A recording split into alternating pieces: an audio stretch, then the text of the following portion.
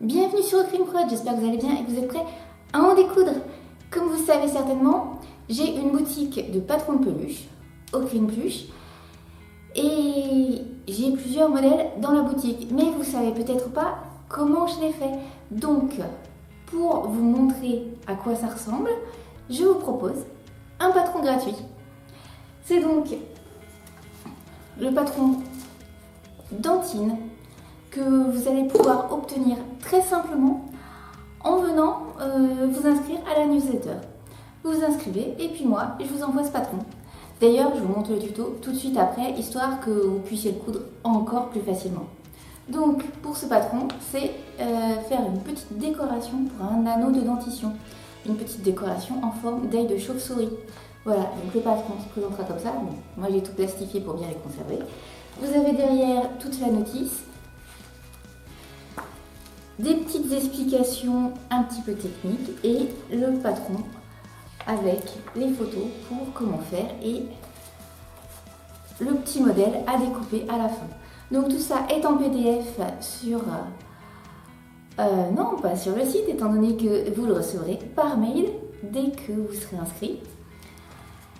Et donc ça vous permet de créer ces jolies petites dentines. Voilà. Donc, je vous donne des conseils pour trouver aussi les anneaux de dentition, donc ceux de cette taille-ci. Il y a un lien direct dans le patron et vous allez pouvoir les décliner de toutes ces couleurs. À l'endroit, c'est mieux. Voilà. Et j'en ai carrément fait une troisième. Voilà. Donc, le lien est juste en dessous pour vous inscrire à la newsletter. Et d'ailleurs, si vous voulez être au courant pour les nouveaux patrons gratuits, les nouvelles sorties, abonnez-vous à la chaîne tout de suite maintenant avant d'oublier. Et puis, je vous laisse découvrir donc comment le coudre. Et puis, si ça vous a plu, n'hésitez pas à mettre un pouce. Moi, je vous retrouve juste à la fin. Allez, à tout de suite. Pour réaliser Dentine, il vous faudra donc le patron avec le lien qui se trouve dans la description de la vidéo. 2 pièces de tissu, donc un recto et un verso comme indiqué. Un peu de biais, les dimensions sont indiquées dans le patron. Et un anneau de dentition. C'est pareil, je vous ai mis un petit lien pour retrouver le même. C'est un anneau de 7 cm. Donc, on va commencer avec les tissus. Donc, vous les découpez et ensuite vous les mettez endroit contre endroit. Vous les épinglez.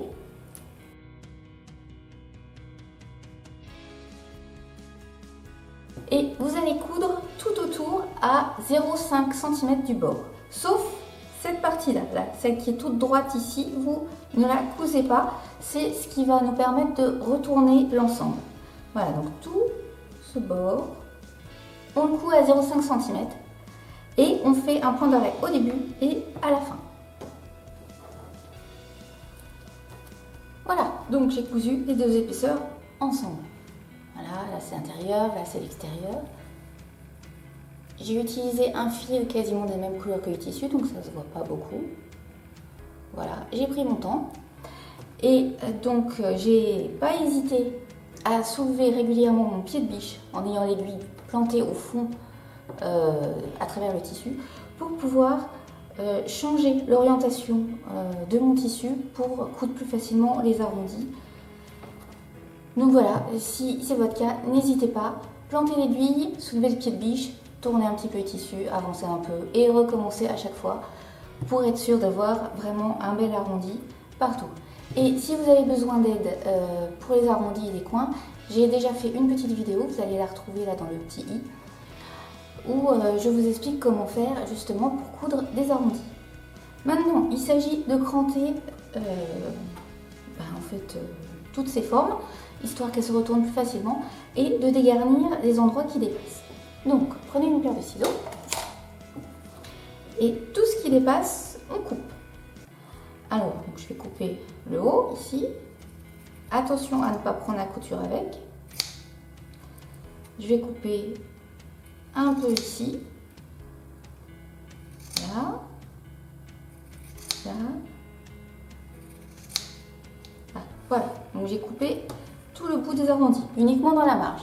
Et maintenant, je vais cranter quasiment tout le reste. Les zones bien droites, ce n'est pas important, mais les zones vraiment en arrondi, il faut bien les cranter pour que ça se retourne correctement et que ça garde sa forme quand ce sera sur l'endroit.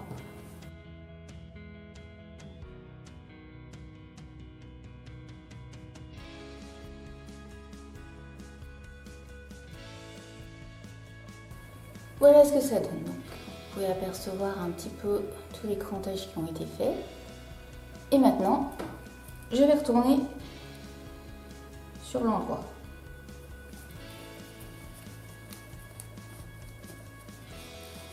Voilà.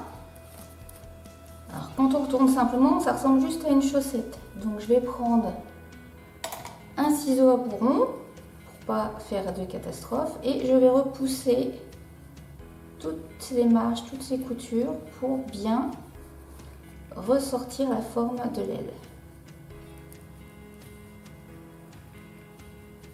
Ah, ça c'est un raté.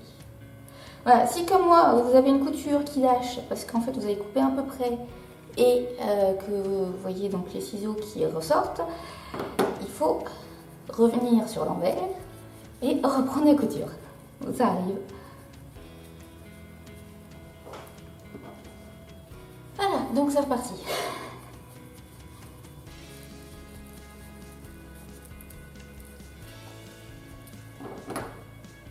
Donc, je vais tout repousser correctement.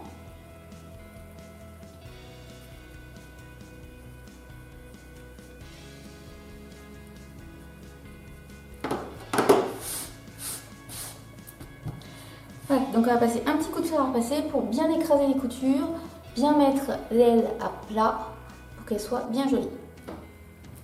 Et voilà, mon œil de chauve-souris est repassé. Comme ça, on voit bien les formes, tout est bien à plat.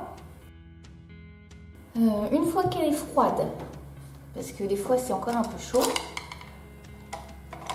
vous allez prendre une petite règle et un stylo qui s'efface, une craie, ce que vous avez. Moi je vais prendre un stylo friction, donc il faut vraiment que j'attende que ce soit froid.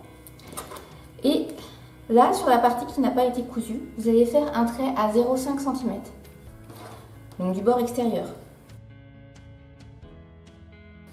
Des deux côtés. Voilà, comme ceci et comme ceci. Alors, ces traits de repère vont vous permettre de savoir jusqu'où il faut rentrer le tissu, parce que c'est ce qu'on va faire, on va rentrer le tissu à l'intérieur pour bien rentrer l'ensemble de la marge des deux côtés. Alors, fixez ça avec une épingle. Il s'agit de bien tout rentrer, les petits bords c'est pas toujours évident. Voilà, comme ça j'ai rentré 0,5 cm. On aperçoit un petit peu mon trait qui s'effacera la prochaine fois que je passerai un coup de fer. Voilà. Maintenant, on va faire donc la marge de couture pour fixer le tout autour. Donc on va partir de ce bord-là, on va coudre comme ça, tout autour, toujours en faisant bien attention d'y aller doucement pour les arrondis, pour bien les suivre. Et on va s'arrêter là. Cette partie ici, avec les épingles, on ne la coupe pas encore. Donc, on fait vraiment le tour, en haut, en bas, et on s'arrête là, à 0,5 cm. Et bien sûr, avec un point d'arrêt au début et à la fin.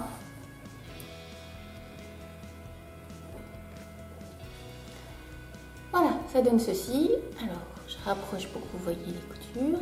Donc, j'ai suivi tout le bord et j'ai mes petits points d'arrêt avec les fils qui se terminent là. Donc, il s'agit de rentrer les fils à l'intérieur pour que ce soit propre. Et après, on attaque les surpiqûres.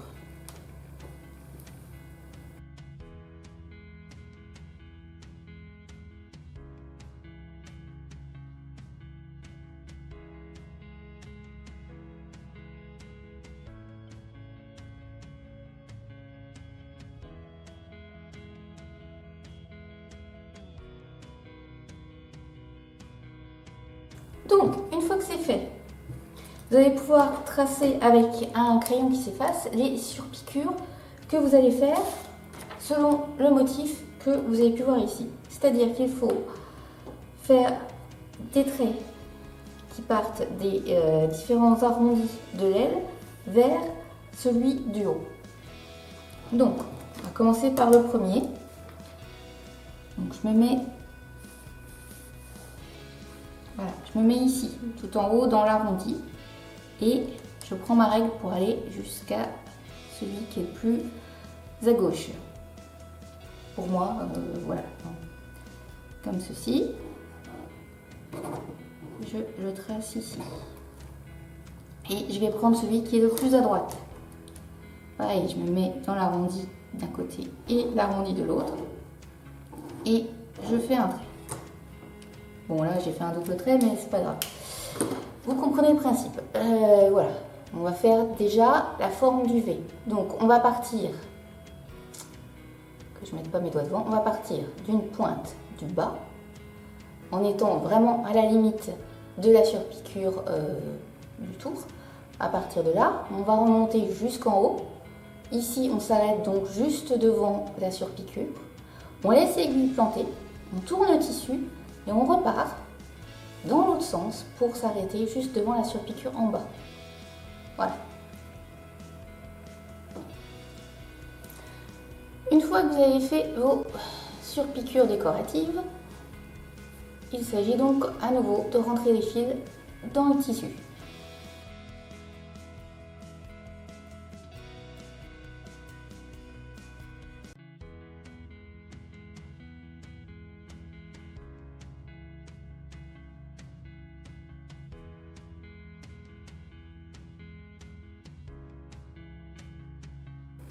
Et voilà, donc une fois que c'est fait, on reprend la règle et le crayon et on va faire la troisième surpiqûre. On prend donc la pointe du bas de l'aile et on revient vers l'angle que l'on a déjà fait. Voilà, et donc on part d'un côté pour aller sur l'autre. Quand c'est fait, voilà, vous avez vos fils des deux côtés. Voilà. Et bien, vous les rentrez à l'intérieur du tissu, comme avant.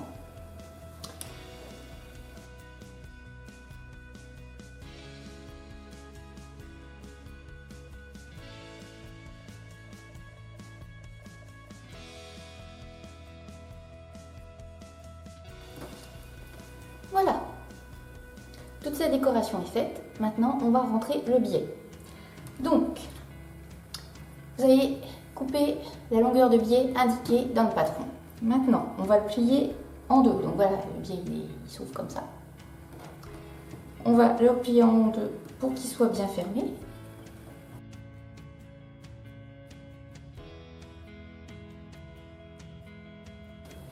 Il s'agit donc de le coudre là pour fermer donc cette ouverture tout du long, avec un point d'arrêt au début et à la fin. Essayez de coudre au plus près du bord, genre 2 mm. Si vous avez vraiment des difficultés, faites à 0,5 cm, 5 mm. Mais essayez vraiment d'être au plus près de ce bord-là, mais en prenant vraiment toutes les épaisseurs ensemble. Quand c'est fait, ça donne ceci. Je ne sais pas si on voit bien ma couture, voilà. Donc j'ai fait mes points d'arrêt à chaque extrémité et j'ai coupé le fil au plus court. Maintenant, je reprends ma règle, mon crayon, et à 1 cm de chaque bord, donc des petits bords, je vais faire un trait.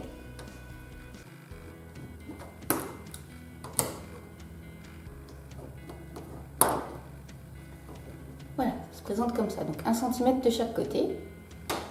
Je vais prendre mon aile, je vais enlever mes épingles qui ont bien maintenu le tout, et je vais glisser mon biais dans l'ouverture qui reste toujours. Voilà. Je glisse jusqu'au trait.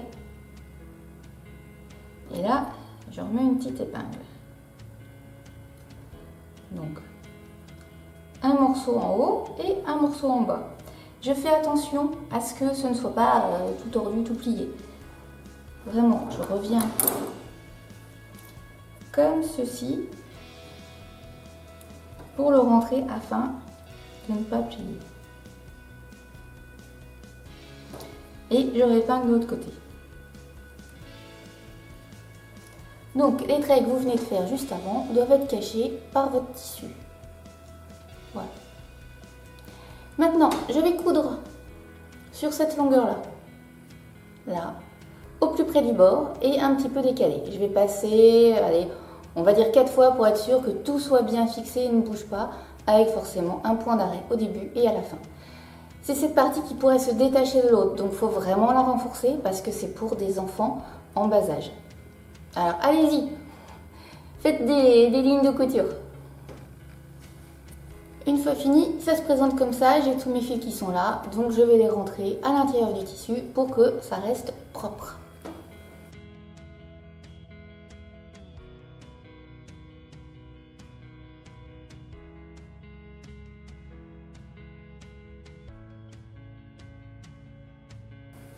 Et voilà. C'est quasiment fini, il ne reste qu'un coup de fer à passer pour effacer tous les traits. Si vous l'avez fait avec un crayon de craie, passez un petit coup de brosse, un petit coup de pinceau, de quelque chose qui frotte histoire d'enlever les traits et ce sera bon. Et voilà, je viens de le repasser. Il ne me reste plus qu'à prendre mon anneau. Voilà, donc je prends mon anneau, je passe le biais à travers, je passe l'aile dans le biais et je tire. Et l'ensemble se met en place. Comme ceci. Voilà. J'ai ma petite œil de chauve-souris sur mon anneau de dentition. Bien sûr, avant de le donner à un enfant, n'oubliez pas de le passer en machine, de le laver. Et à chaque fois que vous aurez besoin de le laver à nouveau, de retirer l'anneau. Parce que lui, il passe pas à la machine, il va éclater. Donc, à chaque fois, vous sortez l'aile du biais. L'anneau, vous le nettoyez vite fait sous l'eau et vous le faites sécher tout de suite. Et l'aile, vous la passez à la machine avec le reste du linge. Voilà.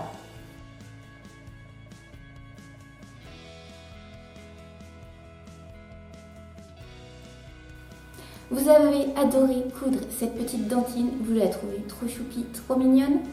Même que vous la mettez par deux, histoire d'avoir une petite chauve-souris pour que votre petit bout puisse la croquer. Eh bien, venez découvrir les autres sur mon site ocrinepeluche.com. Et vous retrouvez tous les liens dans la description. Sur ce, moi je vous dis à la prochaine, je crois que j'ai bien d'autres choses à vous faire découvrir. Et si tout va bien, c'est dans une semaine pile. Allez, à mercredi.